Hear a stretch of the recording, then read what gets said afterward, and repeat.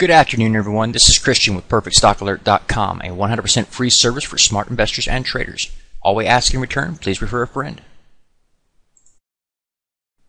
Today is Tuesday, September the 11th, 2012. Looking at Microsoft Corporation today, ticker symbol's MSFT. It's right there. You can see over the past 3 months this chart has come up here to this resistance point, pull back down, touch it again, pull back down, touch it again, bounce off a low, come up here, and then just kind of form a little base formation right here at that level.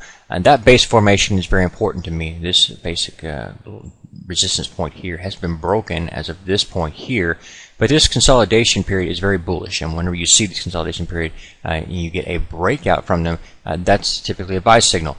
Oftentimes though, in these breakout scenarios, you'll get a low volume pullback, comes back down and to test the previous resistance. See if you find support. We notice the high point here, or the low point here, is higher than the previous over here.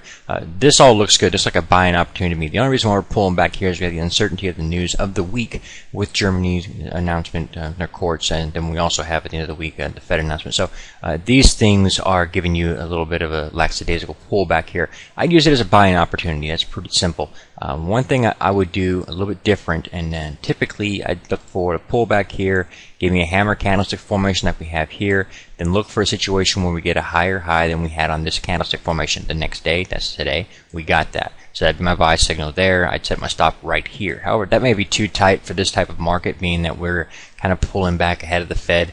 So yeah, I would actually set my stop down here around the 30 line here, just at that 50-day, in case we get a little more pullback intraday or something like that before or ahead of the Fed, and then we start to move higher, assuming that the Fed gives us the news we want to hear.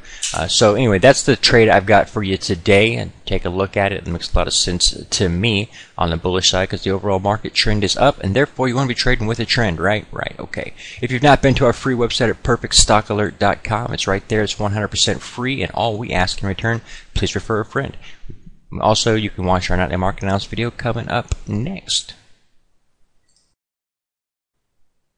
Please take a moment to review our disclaimer. The information provided herein is our opinion only. Under no circumstances do any statements here represent a recommendation to buy or sell securities or make any kind of an investment.